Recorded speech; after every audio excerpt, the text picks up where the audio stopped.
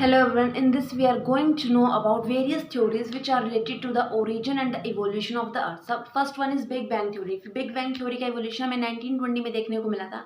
ये Edwin Hubble ने दी थी और इसके अकॉर्डिंग माना जाता है कि एक जो सिंगुलर पॉइंट था जिसे हम सिंगुलैरिटी का कंसेप्ट बोलते हैं उसके अंदर एक काफ़ी एक्सपेंशन हुआ जिसके बाद और जो यूनिवर्स है उसके अंदर हमें एक्सपेंशन देखने को मिला.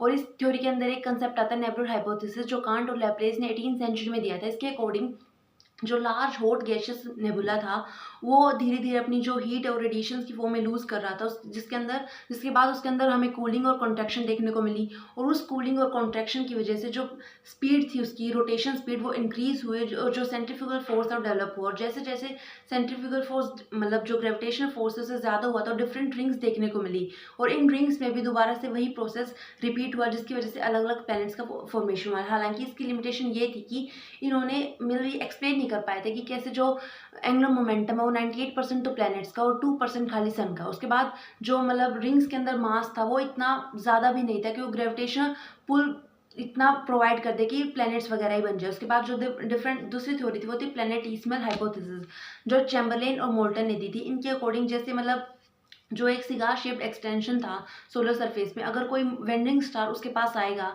तो वो उसे मतलब उस जो एक्सटेंशन था उसे वो मतलब अपने पुल से उससे सेपरेट कर देगा सोलर सरफेस के और वो दोबारा से जो मतलब सेपरेटेड मटेरियल है वो कंडेंस होकर प्लैनेट्स की फॉर्म ले लेगा और उसके इवोल्व मतलब उसके जो अराउंड रिवॉल्व करना स्टार्ट कर देगा. हालांकि ये theory occurrence of the following materials को बारे में बताती है लेकिन इन्होंने ये एक्सप्लेन नहीं कर पाए थे कि कैसे जो मतलब हॉट गैसेस नेबुला उसके अंदर से जो गैसेस वगैरह निकलती हैं वो डिस्पर्स होने के बजाय कंडेंस क्यों होती हैं. उसके बाद जो एक थ्योरी थी वो थी प्रोटोप्लैनेट हाइपोथेसिस. प्रोटोप्लैनेट हाइपोथेसिस के अकॉर्डिंग जो रैपिडली रोटेटिंग नेबुला था उसके अंदर हमें जो लार्ज वोर्टेक्स मतलब जो रोटेटिंग मास थी गैसेस की वो देखने को मिली और जगह जो ये जितने वोटेक्सिस थे इनका अपना एक ग्रेविटेशनल पुल था जिसकी वजह से ये जो इनके आसपास जितने भी मटेरियल्स वगैरह थे उन्होंने अपने ग्रेविटेशन अट्रैक्शन की वजह से उसे एग्रीगेट करना स्टार्ट कर दिया जिसकी वजह से जो फॉर्मेशंस की प्लैनेट्स की फॉर्मेशन देखने को मिली.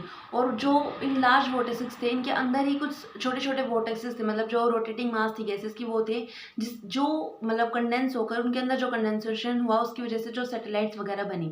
तो ये सारी थी. हालांकि जितनी भी थ्योरीज है उनकी अपनी एक लिमिटेशंस भी और जैसे जैसे डिस्कवरीज हो रही हैं इन थ्योरीज के अंदर लिमिटेशंस ऐड होती भी जा रही है. लेकिन अब तक जो ओरिजिन है सोलर सिस्टम का और अर्थ का वो एक एनजीमा बना हुआ है.